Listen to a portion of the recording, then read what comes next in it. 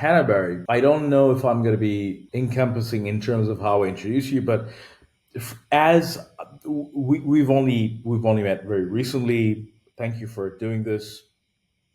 My pleasure. You've like I've been looking at your profile and what you've been doing, and um, the way I can surmise best described for my audience would be Hannah Berry is a thrice published graphic novelist based in the UK who is a laureate. I love that word. We're going to get to that within the fraternity of people in your scene. And one of the reasons I really wanted to talk to you, my primal reaction was really a female graphic novelist. It's true. Um, and then I got to talk to you, or rather, when we talked the last time, and I got to know a little bit more about you. Um, I was very intrigued that you are, and maybe I'm getting ahead of myself, you are a person who has been doing this very much since you graduated at a university level, at an arts degree level, and all the rest of it. Hmm. And you've made a living out of it, and now Well, laureate. mostly. Not like a living in some respects. Sure, sure, but the point is, I don't have a uh, gold toilet just yet, but how about this? To pull it back a little bit, as a person who wants to try to champion conversations with people who are creative, who care about creativity, one thing I could say is people like myself who come from not a fine arts background, but more from a commercial arts background. We we find creativity and we bring it into the world of commercialism in some ways, hmm, and it's not necessarily a choice for many. It's about it's commerce, and some it's just life and how you go about doing it. So how about this? Let's to get the ball rolling. um, why don't you talk a little bit about how a person who comes from, you can talk about your Vassar University and how you got into it, but how does Hannah Berry find herself in doing this after 20 years? oh, well, she finds herself. I mean, it's something that uh, I sort of rolled into, like rolling out of bed into the day. Like it's just something that I did kind of quite naturally, and it felt like my whole career has felt like a mistake, if I'm honest. But it was the right thing to do. Like it was, I've always felt like this was the like I've enjoyed what I've done, and this is the kind of creative path that I've taken. And it's always felt like, oh, but all my friends are paying their mortgages, and all my friends are, able to afford nice things and have pensions. Um, and the other things that come with just general living in this world that we live in. And I don't necessarily. I mean, I don't think I would. I can say I'd check all the boxes, but it certainly felt like a natural career path, like a natural progression. And everything that has come up has either been something that I've had a real interest in and I've sought out and I've sort of tried to I've had to make happen because it doesn't exist yet, or something that someone is.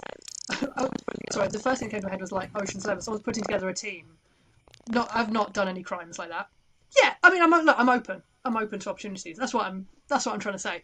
Um, but where people have been putting together projects or schemes or things and have approached me and said, "Is this your cup of tea?" And I've gotten quite a long way by saying yes to. I mean, pretty much every job offer that comes in. It takes a well. I mean, I suppose I'm more discerning in my old age now, but certainly when I was younger, I would just say yes to things that were terrifying, like things that I had no business doing. I mean, I started teaching, like running workshops and teaching on sort of informal courses and formal courses, but not like academic. Um, quite, I suppose, quite way before I had any right to do that. And I'm not sure if I really answered that question, but embracing all of the things and approaching all the things with a healthy attitude, which I think is basically, I know I can't do this, but by the time the event rolls around, maybe I'll be able to do this thing. I think what I'm trying to find out is um, a lot of people in my audience who are more commercial based, uh, they don't always realize that they're getting into a creative space. Hmm. And if I'm not mistaken, you come from even though you've been writing stories and narrative and everything else, you got into your, I believe it was your, even at your undergrad level where it was an arts degree, and then you found your way into a place where you are now doing what you have been doing for the last 20 years. And I think what I'm trying to get at is, you've been very humble about it, but at the end of the day, it's about, how about this? Was it based on ambition? Was it based purely on pursuing a creative output? How did you how did you end up being in the space where a lot of people who are in creativity, even at a commercial sense, kind of envy that? Not everybody ends up being no different than a visual artist, right? But you're doing it in a very niche area. And it sounds like your Hmm. niche area was very much your focus for the longest time. I mean, I think it was because I'd always enjoyed comics, and I always wrote and I always drew and I always put the two together, and like way before studying art. And so I mean, there was a point where I was quite I was quite an academic. I know it's surprising to look at me now. But I was quite a nerd. I was very academic, and there was definitely a point where I was like I could either go down the art route or the creative writing route or academic studies. And I chose art because it felt like the easy. This is going to sound like I'm so lazy, and maybe I am. Maybe I am lazy. It felt like the sort of the path of least resistance to go down that art route. And I mean, even when I think I found art school to be quite restrictive in a lot of ways. In what In way? that there were, well, basically in that there was no real.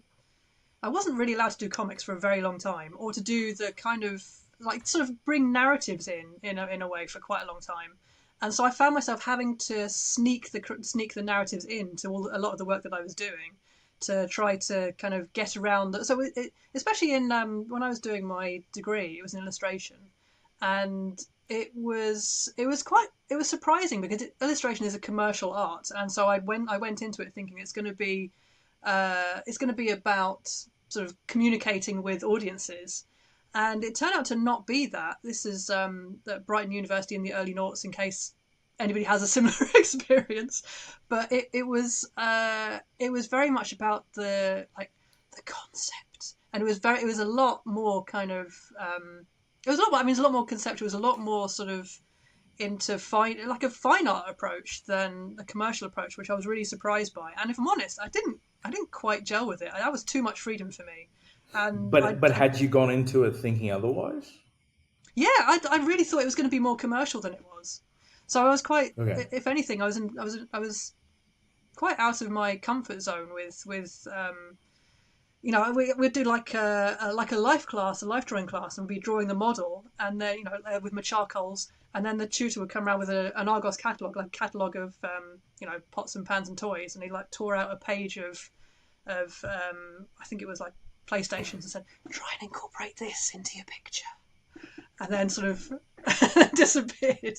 And it was like it was good in trying to in that it got me out of my comfort zone, which is what studying is all about. But it's not what I was expecting, and it wasn't what I was good at. So it sort of pulled the rug from under me for quite a long time, I think. So okay, so I would never ordinarily talk to guests about who they were before university, because obviously with my audience is more on the professional end of things. Hmm. But in this case, because I'm trying to get to the core of how you have been, whether by listen, I believe that success in any pursuit you have, there's 50% of luck involved at the end of the day. Oh God, yeah, It's at it's not least. just about it's not just about education, right? Yeah. But in this particular case, because I'm really fascinated very much by the art form. I call it an art form. You may not agree that's what We it can should be call it an art called, but form. I think it's an art form. Um, Yeah. who were you for a few minutes? Then, in that case, you felt a little bit not alienated. You felt a bit uh, uh, worried about what you had gotten yourself into at that point when you had joined art school. Yeah. Who were you as as a reflection of the person you are today that informed that? Sorry, what's the last thing you said again? Who was I? Who were you before you joined Oh, I see. the Before university, that. that yeah, Um, that informed that, you know what, this is not what I was expecting? Because obviously the way you mentioned it, it sounded like it worked out at the end, but there was a before and after that matched up. It was the in between that felt out of place. So then yeah. that's the reason I'm asking who was Hannah Berry before that then?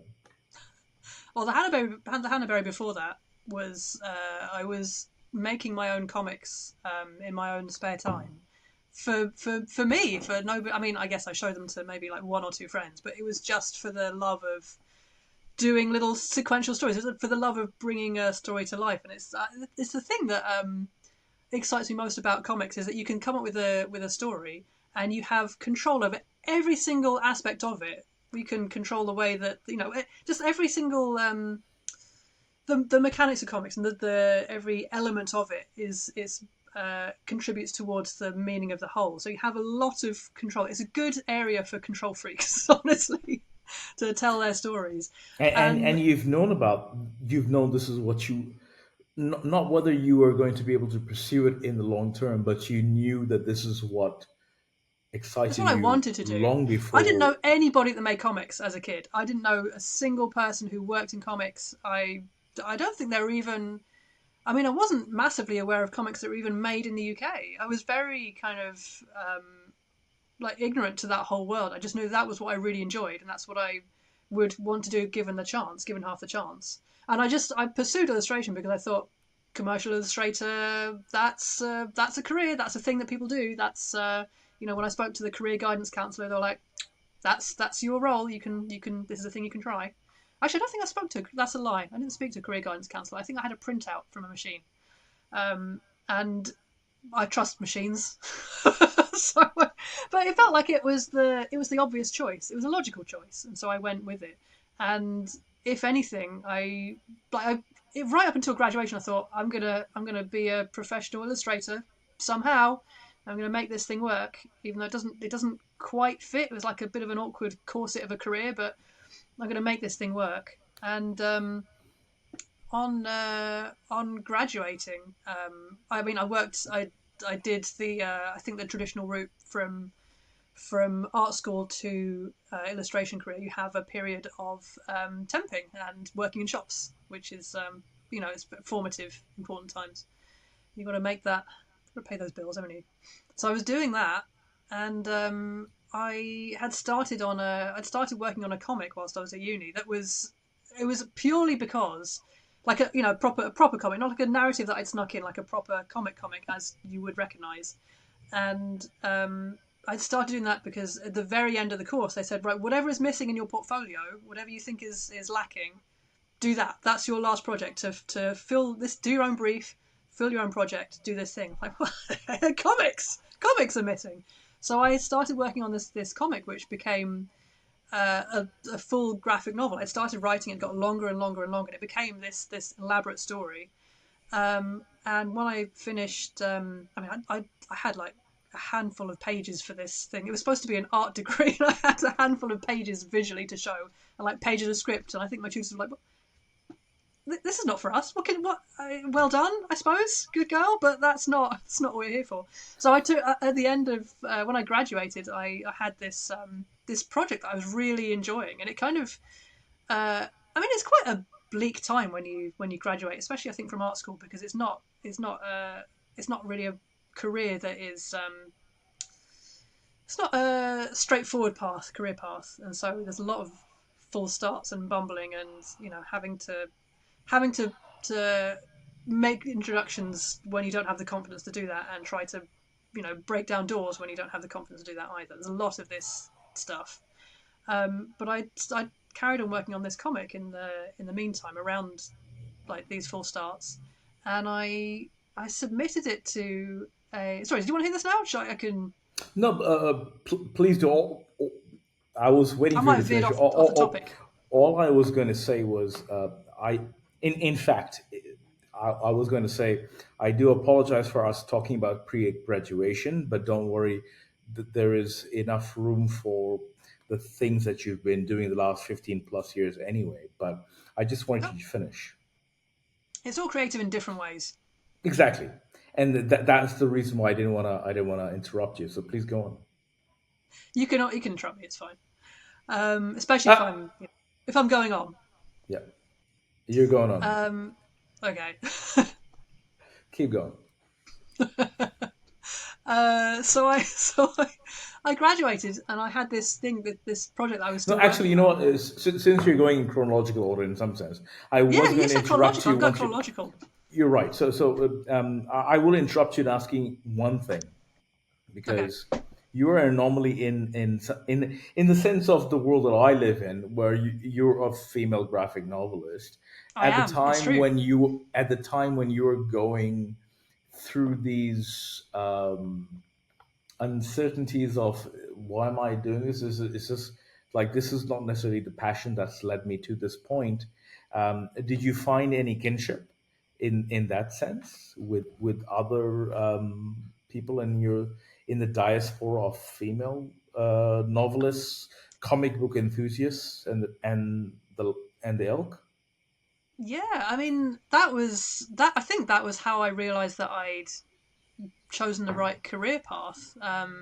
When I mean, so there's a big comics community. I think internationally it's quite strong, but I mostly know the community in the UK. One of the reasons I want to talk to you is because about encouraging other creative people to understand the blood, sweat, and tears. I'm not suggesting that you are a hero for blood, sweat, and Bloody tears in sweaty or any teary. way. Exactly. But it's about understanding the effort that sometimes goes into it. And I guess maybe a good place to start would be I mentioned it earlier on at the top of the call. You are a laureate for and I'm gonna butcher the title, but something to do with the UK comics something something something something. UK Comics Laureate. That's it. There's no other Okay, bits. so it was You UK can add Comics other. Laureate. How about this? My question to you is this, and I think this is actually quite important to the audience that I think I would like you to be talking to, regardless of whether they are comic based or otherwise, but certainly creative based. Um, my subjective feeling is that you are in you mentioned already a predominantly and ordinarily a male dominated arena. Mhm. What is it that, and please be as least humble as you need to be, to explain how do you find yourself in a situation where you are bestowed such a title? Well, um, I was the third laureate, the third comics laureate. The first one was Charlie Adlard, who drew Walking Dead, big, well-known international comic. The second Never heard was of that. Dave, Yeah, go on. The Walking Dead. You Yeah, know, zombies? No, no. yeah, no. It, it will. You can find it somewhere. All good bookshops. Um, it'll make it big one day. The second was Dave Gibbons, who drew Watchmen, and the Wow. so pretty prestigious. And I think what happened was they were looking around for I mean, they were looking around for a female comics creator, is what happened. And I think I'm not the most famous comics creator or the most like established, but I must be the first person, the first of them that said yes. Not to do myself down, but there are others they almost certainly they should have gone to first, and I think they would have gone to first. Um, so I think part of it is positive discrimination. And I'll be honest, there was a good. I really deliberated about it for a long time. They asked me Oh, if I this is wanted this to. is making great content. Keep going. Well, they asked if I wanted to do it, and I thought about it for a good long while because I don't like. I'm not at the stage in my career. Like I'm sort of mid-career. I'm not peaked yet, and it's sort of on my I social media. feel as your temporary publicist, I must insist on saying, please talk about how you've held on to the title in good stead, and what it is that you've done Well, to maintain that you're deserving of that title. so this is relevant. This is all going to be It's edited, because by the way. no, it But is. No, go but it's on. relevant. No, but it's relevant because I realised that this is an honour that was probably above my stage. And so when I received it, I realised I had to live up to that title. I had to do more to make myself worthy of being laureate. So since then, I mean, I was sort of uh, involved in a couple of like community building efforts. But since becoming laureate, I was like, well, that's my thing. I need to show people that I'm worthy of this title, of worthy of this cloak. There was a literal cloak, by the way. I don't know if I mentioned that before. I think it was made as a joke, but when someone gives you a cloak, you wear a cloak. Um, so I then from that point, I sort of set about becoming a Listen, better comics ambassador. colonials plus nerds cloak. It's normal. It's just gonna happen. I mean, perfect. The Venn diagram. Keep going. Sorry. Yeah, it was. It should have had like ermine on or something, but it didn't. It was more like uh, Well, you did not have an orb. There was nothing like that. no shit. I should have had one. I Yeah. could have made my own. I could make one out of like the pen from my Wacom tablet and just like stick a ball on Let's the not end. digress. Keep going. I apologize for interrupting. Keep going. No, it's fine. So yeah, it was very much like a retroactive scrambling to become worthy of that person. Also, when I did it, I just gotten off of maternity leave. Like I had a 10-month-old baby when I started becoming laureate, so it was very much like a oh my god, am I worthy of anything in life? There's a lot. There's like a big it's shock to your confidence, and I was yeah, not like emotionally in a lot of different places at that time. So the first year, because I became laureate in 2019. The first year I mostly spent planning like activities, efforts, projects, and like getting together sort of projects to do, to apply for funding for, and to work with different partnerships with, and to like to work with different agencies. So there was a scheme that I wanted to do with. So sorry to take it a step back with the laureateship, where it was quite open with where you want to take it. As long as you're an ambassador for the medium and you promote comics as a tool for literacy, it's open. And one of the things I wanted to do was to promote it as a tool for literacy for people who um, are learning English as a second language or as an additional language, or for people who like, especially offenders in people in prison I mean, in the UK, the reading age is really, really low, and it's like it's awful. And obviously, they're kind of like prisoners are sort of abandoned. So it's a very much like it's not a vote winning thing to give prisoners education.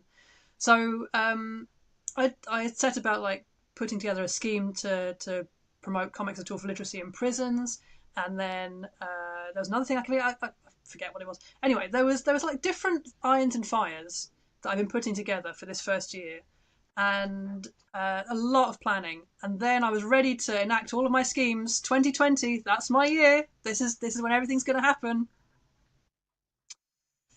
Hmm. Yeah, yeah. So a bit thwarted, but the one thing that I did manage to pull off, which I was, I'll, I'll say it, I'm proud. I'm quite proud that I did a thing, was a big survey of comics creators, which sounds really dry and really boring, and maybe on some levels it is, but Was it in the UK or was it beyond? it was yeah, it was UK based, and it was to try to find out more about who's making comics, the obstacles that people are facing, the opportunities that people need, like how much people are earning, all these things, because there's a sort of a situation. Probably a lot of your listeners will be aware of it, where if a problem is not quantified, it doesn't. It's hard to get anything done about it. It's hard to to solve it. And I Fair enough. become so I think a couple of no the year before the year before I became laureate, I finished my third book, and I just fully burnt out doing this thing. It was so hard to make a living whilst doing it, because I had so many pages to to draw, to ink, to paint, to Photoshop, and to put together this book.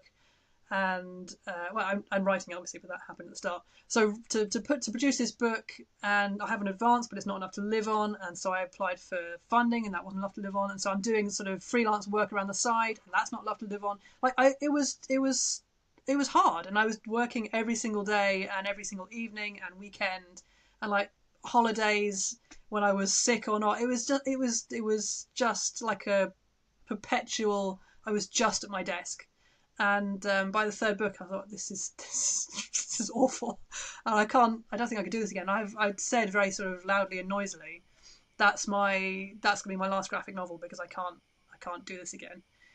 And I've since stuck to that. I'm collaborating on other things, and I've done solo comics, but I'm not. I can't do another graphic novel because it's just financially it doesn't work. So I had this situation. I was aware that a lot of other people were in the similar boat, and so I did this survey to see how bad is it, because if there's I know from sort of being I've been around the block a few times artistically, and I know that there's funding and support for other areas of the arts, but there's nothing for comics. There's not really organizations to help creators. There's no kind of holistic help. There's no sort of educational things. There's no resources. There's not much of anything. So I did this survey to find out more about what was needed, and So, that so you could do an online survey in a pandemic. That was fine.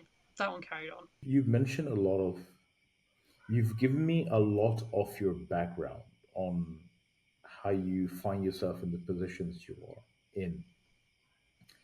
Now, you've mentioned that some of those things might be based on you were being self-deprecating in some respects on how you ended up with titles of such things as laureate and all the rest of it. But it's about when once you have embraced the responsibility that's given upon you. I think that's important for people, the type of audience that I'm talking to, are people in leadership positions and creativity being at the forefront of that.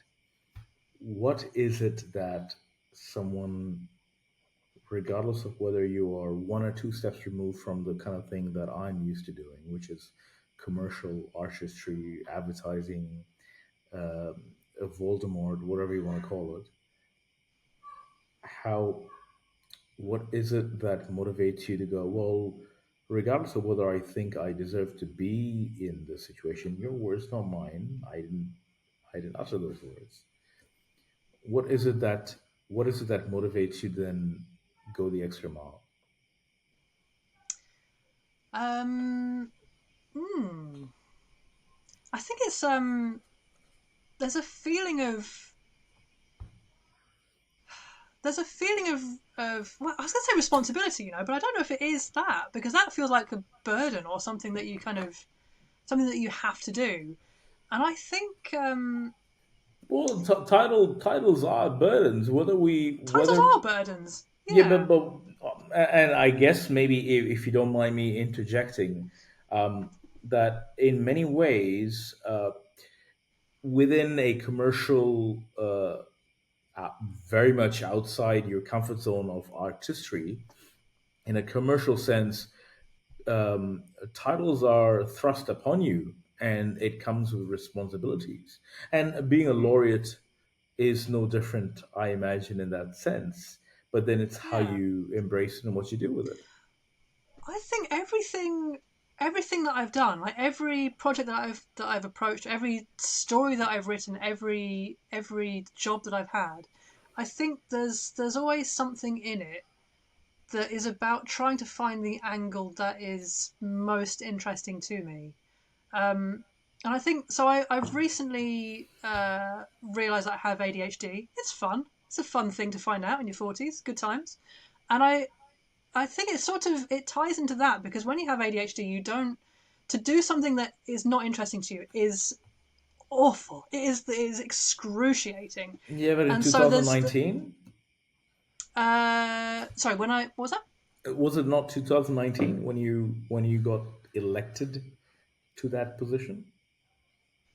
No, when I had the diagnosis of ADHD, it was very recent. It was like last no, it was early this year. Okay. But so I've like looking back, I've realised that I've had to try to find the angle, like the sort of the thing that is interesting to me, in order to be able to do any particular job or any to take on any role. And that's quite. I mean, I don't know how neurotypical people work, but I would recommend that for everybody. You can't just take on a job. Don't just take on a job or do something because it needs doing. Do the thing. Find the element that is interesting to you and focus, like hone in on that. And if as much as possible, make it about that interesting thing. It's like the projects, the briefs that I was doing at university that were straight up illustration jobs, where I was bringing in a narrative because that was interesting to me. So I was sort of subverting it to my to my cheeky ways, and I think that was what I was when I became laureate. That was what I did as well. I was trying to find the elements that were interesting to me, and the thing that was interesting to me was buoying up promoting my community of comics creators. It does like it, as I say. I mean, it's I can't stress enough how much I feel like I belong to a group of people. If I went on to Blue Sky tomorrow and they said fuck off, Hannah, I feel like I'd be devastated because what would I have? Oh, I suppose I have my friends and family in real life, but what are they?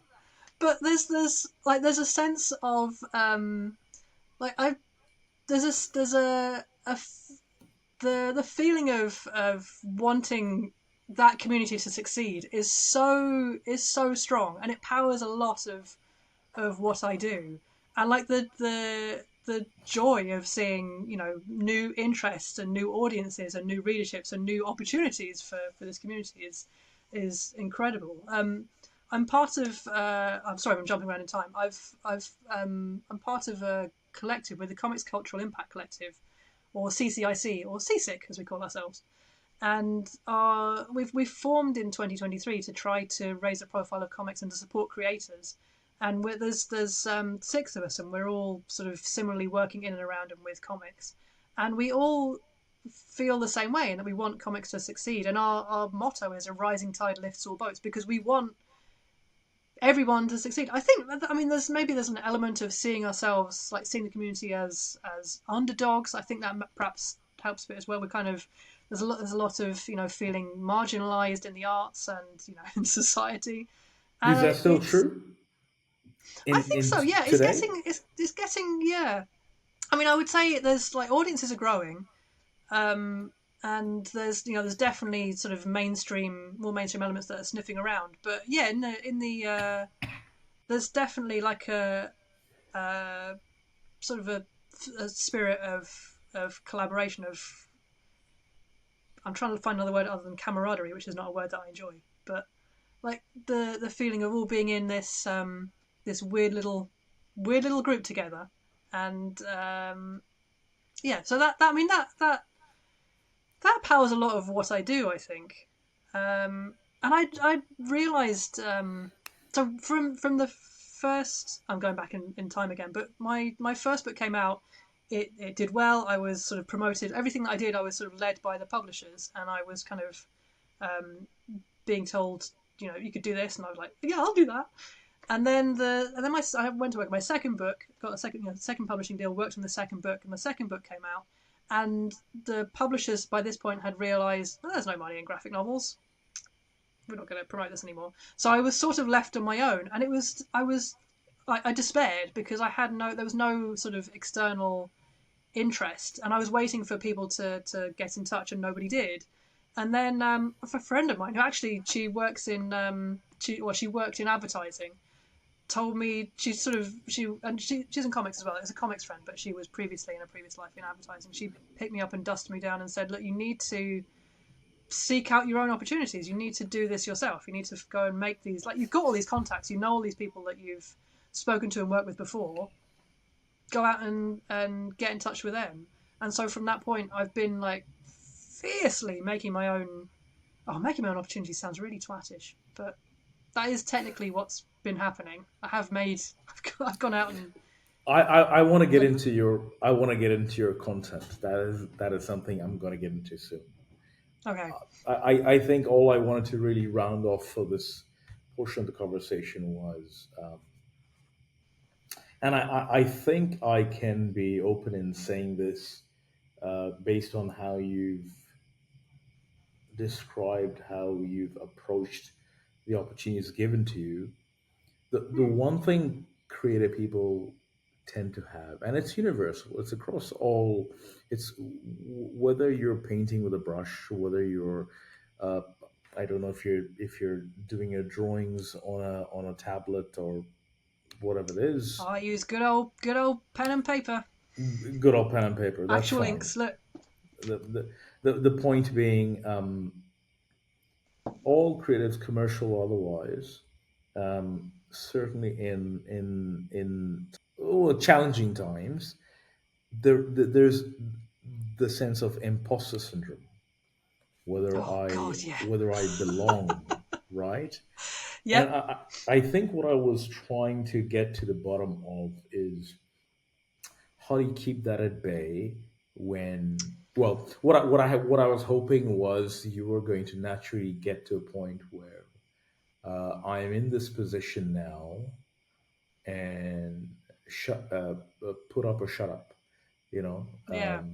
it's time to just, someone has tapped you on your shoulder, and, Hmm.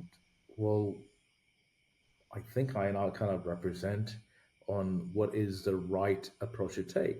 And selfishly speaking, this is not just about comic books. It's not about graphic novels. It's about all creativity. We all Hmm. go through it. The people who I would say is my community go through it. I go through it. We all go through it. And you know what? It doesn't even have to be about creativity. We go through it with our parents. We go through it with our our neighbors, on whether we're good enough and all the rest of it. That's normal. But Yeah. in a creative sense, how do you deal with that personally, Hannah, when you go through that? Whew. Um. Sorry for being too deep about it. Well, I mean, Well, I'm I was hoping you were just going to get there without me spelling it out, but no, because I don't know if I have any definitive answers. I've had so many periods of like constant imposter syndrome. Like every time I was asked to speak, to go on a panel, to teach a thing, to interview somebody, all of these things that I've done, to do a book, all of this, I've felt like, oh, this shouldn't be me. I'm just a twat from Brighton. I don't even know what even I'm doing even here. after three times, Yeah, sorry, yeah. or Even rather, even even now. after the first time, second time. Well, I mean, it gets less. I think it's still there. It's just less. It's less noisy. I think the thing that Where does that come from? Why would you still harbor those kind of thoughts? I honestly don't know. I don't know why it's still there. I think that's some sort of weird. part of human. I mean, it's good in a way to make you like to have that nagging What doubt is because you otherwise you you'd just telling me be a it's humbling? You're saying yeah. it's I think so. If we did like if you don't have it, you know what you end up being. You end up being a tech bro podcaster. That's what you end up being, and that's not good for anybody. You're not a tech bro. You're not a tech bro. I'm thinking specifically. You know the kind of person I'm thinking I of. know, I know, I know. They've got nothing to give. Sorry, guys, but come on, just go Oh anyway. fuck. You don't I'm not they're gonna. not they're not here. They're not here. Don't worry about it. Keep No, going. You don't I'm have not to gonna get into it with apologize. them. Yeah. I have no interest. No, no, So I'm saying it's you're wasting your breath apologizing to someone who's not here. Don't worry about it. Keep oh going. yeah, okay, yeah, This is yeah, no, hopefully for a better audience. Yeah, go on. yeah. But I think it's good in a way. It's good to have that voice because it keeps you. I think it keeps you on your toes a bit. I think when you get sort of relaxed about something, when you're, I mean, there's a difference between getting like being relaxed about doing a thing that you still have that sense of imposter syndrome, but you're confident enough that you know that you can do it, but there's still that inner fear like what if it goes wrong? What if it goes bad? And just not caring enough. I think if you don't have that sense of imposter syndrome, it's a sign that maybe you don't care enough anymore. And that I don't feel like that's I feel like it's healthier to have that sort of fear of fucking up than it is to go into something knowing you're gonna do great regardless, because that means you're thinking too little of the task, to my mind. Here's the best and worst thing about creativity. Hmm. The best thing about creativity is hopefully originality. Hopefully originality. That Mm-hmm. you're producing something that's original, at least in your mind, and enough people are going to embrace it. That it is original enough that I give a shit and I put attention to. Mm. Now, if you and I think Hannah Berry, who started uni being disappointed with, oh, this arts degree is just about, I believe you quoted fine arts as opposed to narrative. And fair enough, at least you've come across to the other side and you've made a career out of it. But at each course, each time you've kind of met a new milestone, creativity, it should reinforce that we are, you, me, I am including me with you here, but we are Of doing course. something right. I think we're doing Yeah. something right. And if we get recognition for it, I think there is room to say, at what point do we not have that imposter syndrome? I don't know the answer to the question. I don't know the I answer to the I question, but do you not think you've been doing this for 10, 15 plus years? I don't know how long yeah. exactly. 20 years. 20 I years? think I honestly think that the moment you stop having that imposter syndrome, that's when that's a moment to be concerned of. Like, Yes not, I and mean, no. it shouldn't be crippling. It shouldn't be to the stage where you can't do any work. But there should always be I feel there should always be an element of, deep in your mind, which is like There should be better tension. do. There should always be tension There should always be because tension. Yeah, because when there's no tension tension, pushes there's you no art. You're to, not yeah. creativity is like this solving a problem. You're there, like it's you bring your best when you're up against it, when you have to solve a problem. And if there's no problem to solve, then it's just like you're just phoning it in. It's just sort of rolling something out that is kind of meh, it's fine. But there's a difference. It doesn't mean it's not easy. It can be easy, it can be hard, but there should always be something that makes you want to put that extra something in. Does that make sense? Oh, absolutely. Everything you said makes sense. Here's my question to you. At which point,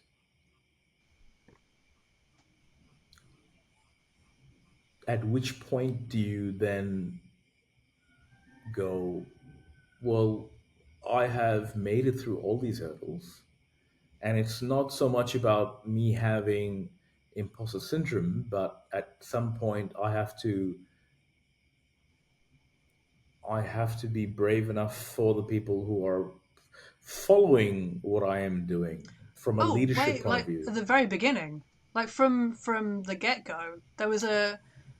I'd always I don't want to speak for other people, but I think there was never a point where I was issued a challenge or told to do something, or told to do like public speaking, or to complete a task or whatever, or to do this job where I didn't think this is like at the beginning. I didn't think this is too hard for me. This is beyond my capabilities.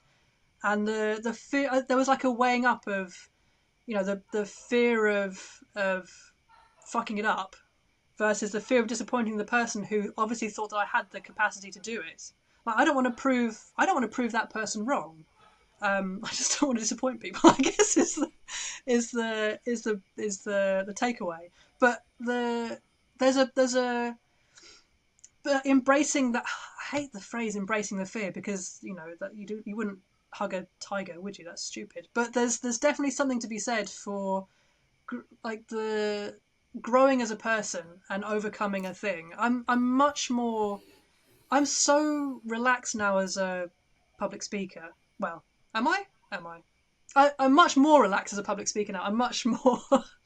I'm much more happy to sort of take on like community leadership type roles, or to do these things where I'm in the public eye, because I know that I have done these things before. I've done sort of similar enough things, or I've done exactly the same thing. I've done it previously, and I haven't caught on fire or wet myself. And it's been enough times now that I know that I can do it. And so I'm sort of taking on more and more the things that I'm sort of accepting, the roles I'm accepting are like they're always slightly above and beyond what I've previously done.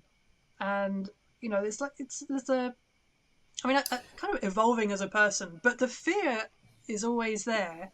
But the fear, I think, because the levels sort of you're pushing yourself further and further. I'm pushing myself further and further, I think. I hate to use information against you. Oh, go on. No, go on. No, I'm ready. It's fine. Go on. You have a child. I do. At some point, you're going to be a mother of 1 year, of a Hmm. 1 year old, mother of a 10-year old, a mother of a 20-year old. It doesn't mean you're not allowed to have imposter syndrome at the beginning of the conception, birth, and this is a real life that you have to take care of. At some Yeah. point, regardless of whether there is even imposter syndrome in day-to-day life, even when it comes to motherhood, uh, you can be a free-willed person who is never sure of herself, but at the end of the day, you have to be there for your child. And I Oh, you can. think Yeah, you have to hide it. I'm not saying you should ever tell people about your imposter syndrome. This is an great, internal monologue the great, whole but way. but in this case, this is not. This is an external monologue about creativity and how it can be embraced by other people. What I'm saying to you is, we can all have imposter syndrome, but we sometimes put on our big boy pants or big girl pants or Of whatever it is, course. Yeah. And you have to, and the and more the more you do it, the more you can overcome. It's interesting because so going back to neurodivergence, there's an argument for like for diagnosing children early, so that they are aware of, like, if they have autism, for example, they're autistic, so they're aware of their limitations, and that when they're sort of approaching situations, they can understand how they're feeling and why they're feeling that way, and they won't be sort of overwhelmed. They won't burn out. They won't sort of have these awful situations. But on the other hand, it means that they're going to approach a situation with a feeling like there's a reason why they can't do that thing, why they can't overcome this situation. So there's sort of a case could be made both ways, and I don't have an answer either way. But you can see that sort of argument against diagnosis, against early diagnosis, because it anything that I think gives you a reason to limit yourself, a reason once you give yourself the excuse, the hall pass to say, oh, actually I can't do that thing. It's quite. I think it can be quite appealing. I think it can. it's a bit of a slippery slope. It can be quite limiting. Um, and I don't speak. I can't speak for everybody because I'm not all people. But I think it's for me personally, it's been not having the excuse to say, "Oh, I couldn't do that." No, has been um, has been challenging, really challenging. Oh my god! Honestly, I can't tell you the levels of terror that I've felt at different stages in my career. But those are the things that I've felt most proud of. The things that have been frightening. You, you, you've been published since the age of 22, 4. Let's see. I was 24 when the book came out. Yeah, So let's call it 24. yeah. We are 10 plus years after that. You've released two other books. Plus, considerably plus. I'm a gentleman. Yeah, sure. Yeah, I'm 32. Sure. Um, do you think the do you think the pressure to maintain success when it comes early is something that's crippling? Yeah. I mean, at this current moment in time, I will be I will be honest. I've had quite it's not a dry spell of work because I've been working loads. But I had my daughter in 2018, 2019 I became laureate. Um, in the last how many years, I've started so many different projects. I've started so many different graphic novels, so many different comics, so many different screenplays. I've started so many different projects. I've done so many things and seen none of them through to fruition because for the last how many years, I've felt like none of it was good enough. And I realise that's flying in the face of everything that I've just said. So all of the campaign work, I've been channeling my efforts into that. That's where I've had my kind of outlet. That's been my lifesaver, I guess, in terms of in my career. So that's where I've been channeling my successful efforts. So I don't feel like a complete failure. But as a comics creator and as No a one's called you a writer, failure. no one's called me a failure to my face. My internal monologue is every I, morning. I just want to make clear that was not where I was going with the question. But No, but it's there, and it would be remiss of me not to say it. Like yeah. So I mean I'm now just sort of just now coming out of this. So I've finally got projects that I'm ready to see through to fruition, and they're ready to share with the world. And uh, and I've really missed it because I've been quite like those this period of time. There's been the campaign work, but and I've been some like freelance bits and pieces throughout that have kind of sustained me. But the work that is my own work, my own personal. So there's a small self-published comic that I'm working on, and there's a larger graphic novel that I'm writing and a friend is drawing, which is currently with an agent. It's out on submission. We'll see. Keep all the things crossed. And the small self published comic will be at a festival. I'll be debuting it. So I'll be bringing it to a festival in November. And this is the first time that I've done something for myself, my own personal creative satisfaction, and seen it through to the end. And again, not to blame the ADHD, but that's sort of that and early motherhood and the pandemic and various other things in like reality. It's been a mess. so and I've really missed it. I've really missed doing something that has scratched that creative itch that has really like sustained me. I get life from this, and when I'm not doing something that is this like creatively satisfying, I feel like less of a person. I feel sort of stunted, and I couldn't for a long time put my finger on what it was. I couldn't work out why I was feeling like down, why I felt sort of dissatisfied because everything else on paper was fine. It was all great, it was all good stuff. But that was what I was missing. I was really missing just having an idea, seeing this idea through to fruition, and just sharing it with the world. And I'm really excited to hopefully finish this.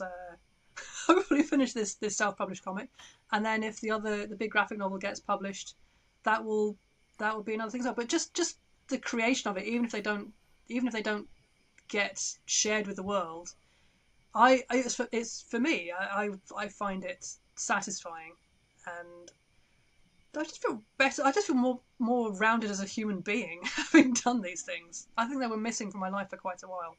I feel like I buried the lead quite a bit there. There's a big sort of creative chunk that I didn't really discuss, and I've just No, don't worry. I think my penultimate question might help you. okay.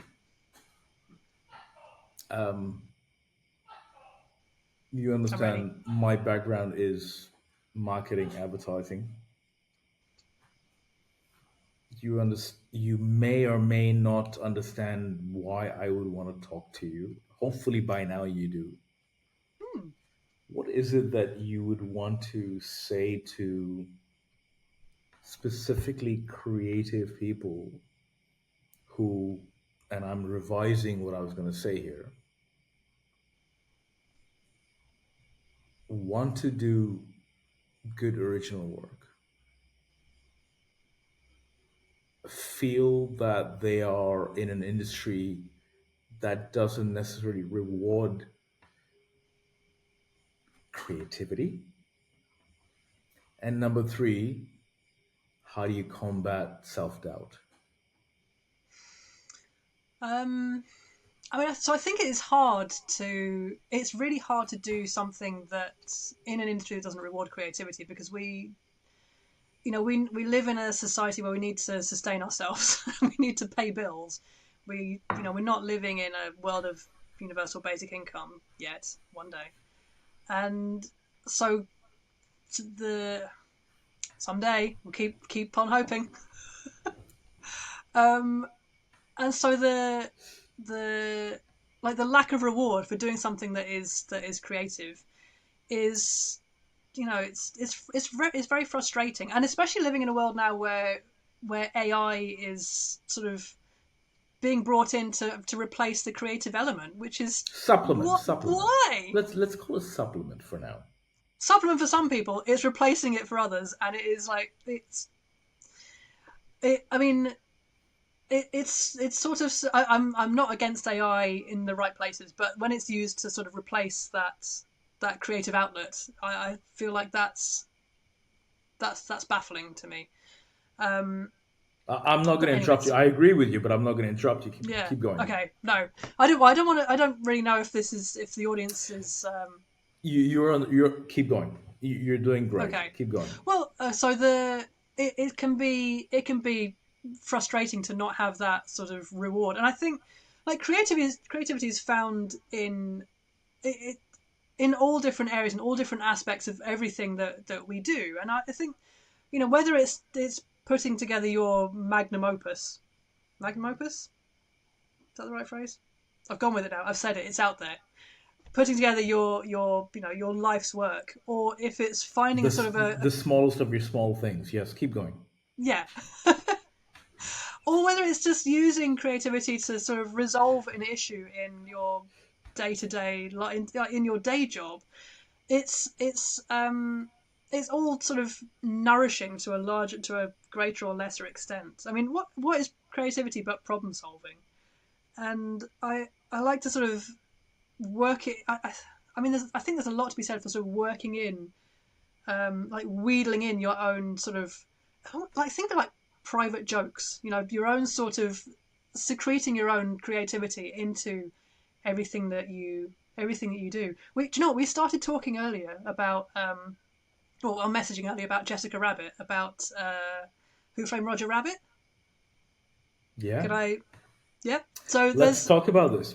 So Let's talk about that. So just to yeah. Okay. You know what? Why don't you fill it in? uh, I'm not. okay, Yeah. I'll Go tell you on. for Yeah. why.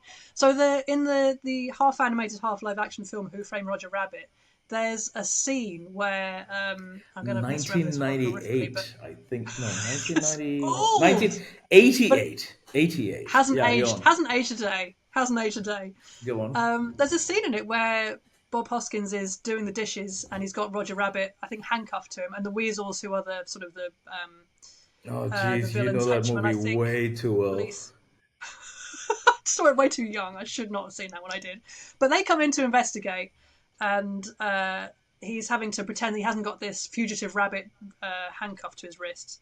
And I don't know if it's Roger Rabbit himself or Bob Hoskins. One of them bumps a lamp that's hanging in the background, like there's sort of a lamp hanging from the ceiling, and Okay. this lamp is swinging backwards and forwards. And because it's half real life, half animated, obviously the shadows on the reality are moving backwards and forwards. The I shadows on the remember animated, this. yeah, the shadows on the animated characters also moving backwards and forwards. That was fully unnecessary. They did not need to put that in the film. But that's become now like a yeah, I think in animation circles they Are call we it, they talking refer about to it as bumping crafting? the lamp. Is that where you're going with this? Is it about Sorry, crafting? Is yeah, this it's about so it's crafting, the going into the details? yeah, so it's called bumping the lamp, and it's the phrase is used to Oh, mean that's actually it's a an actual thing. thing. Yeah, it's an actual thing. As a result of this, it's used to mean like take it one step further, bring it, do the unnecessary thing to really showcase yourself, to like scratch that creative itch, to really show off what you can do. And I I really I live by that. Everything that I do, I can't. And this is probably a trait as well as a character flaw of myself, that I don't want to put anything out there that I am not 100% happy with. That I've not like I can't half-ass things. I really want, and it leads to my work taking far too long, and I'm aware that it's an issue. I'm doing far more work than I'm actually paid to do. But at the end of it, I'm satisfied with it. I'm like creatively like I've nailed it. I've done it. I've got like a little whiteboard next to me, and it says there's a next to a lamp, and it says bump it, pointing to the lamp. I'm not going to show you the whiteboard because there's all kinds of other shite on there, but just like as a little reminder to myself to like take it one step further, push it one step further. Do like if we have the time and the space and the capacity, why would you not flourish? Just show off those flourishes. Do it. I've got my own versions of these whiteboards with Ah, messages. So yeah, no, I get you. nice. I Yeah. get you. We've yeah. To the very last point you made, Hmm. sometimes Do you want to know the biggest weakness of creatives? No, tell me. They care. That's what it is. That is exactly what it is. It's so true. It's so true, and They it's care. why everything is so we take everything so seriously, because it's so personal. I Yeah. saw a great quote the other day on the internet that was that quote, do a job you love and you'll never work again a day in your life. But it was that, but bastardized. So it said, if you do a job you love, you'll take everything incredibly personally and seriously, and I wish I could remember the end of the quote, but it was basically that, and it's true. But It means so much. yeah, it's a CEO of a ad agency, a guy that I came up the ranks with in the last 20 plus years, who had become a CEO, had told me that when I had kind of cornered him to say, "You're taking advantage of the process," and he told me that it's like, yeah, but the problem is you guys care too fucking much. Yeah, like it's And a you know bad thing. what? I was no longer a child after that. But the Yeah, spirit of it is very important. yeah, absolutely. Yeah, I mean, look, there's like an argument could be made, a case could be made that we should care less, and it would be better for our self-esteems and our bank balances and our just personal well-being. Yeah, And I but don't have a but to that. I think that's probably quite true in a lot of you don't cases. you don't have to have a but to that. But No, it's a that's just personal reality, choice. right?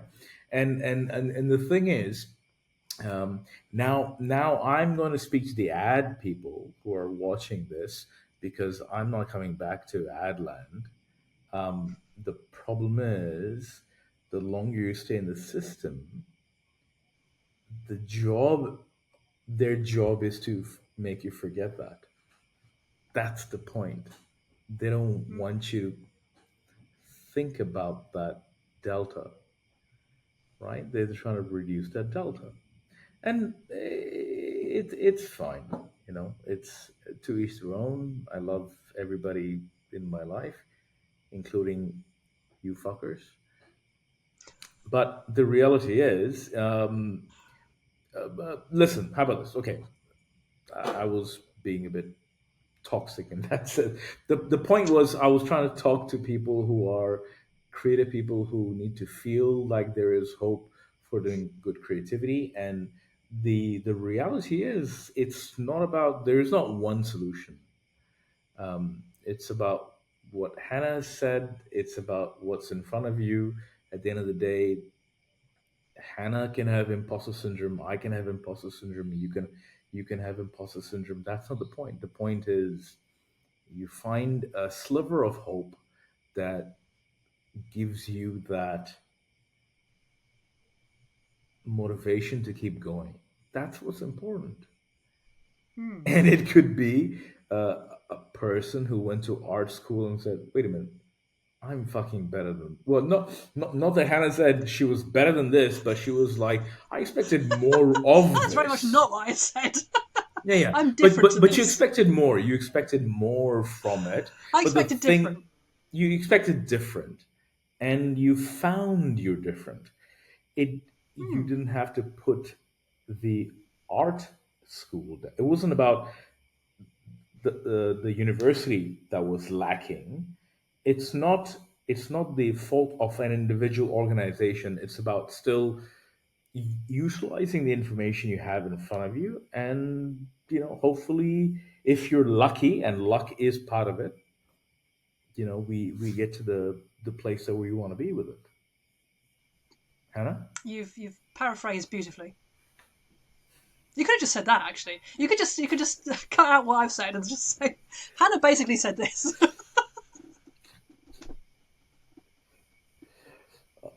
I love how Hannah is the first person who is really calling me out on my bullshit.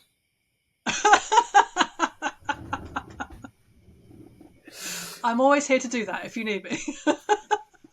Hannah, thank you very much. Um, we, Thank you. we, we, we tried very hard to get to this on time, but we at least eventually got there. Um, Worth it, I this think. was this Worth was it. like a month plus in the making. I really Yeah. appreciate it. I do hope people in the circles that I'm in, and the onus will be on me. I will try to make it digestible in some way where it's not just about one thing or the other, and it kind of introduces people to a very beautiful. I don't know if it's comic book an art form. Do you consider that an art form? Yeah, yeah, we refer to it as an art form. Okay, right. So Yeah. that I can help introduce them to an art form and understand the trials and tribulations and what can be if you put your mind to something. Um, so yeah, thank you very much for joining me for that. Oh, thank you. I really appreciate it, and I'm glad we after everything, after the first, let's say, 25 minutes or so, we kind of got to the bits of the conversation. Like, I got to know you, and I really You can appreciate cut it. out all the other stuff that I said that was irrelevant. I will not be cutting out. I'll be cutting out excessive motherfuckers and things like that. But Oh, come on. I do like a swear. Fucking motherfucker, tech bros, though. Come on. Ugh, pricks. Hannah, thank you very much. I really appreciate it. Thank you. I too.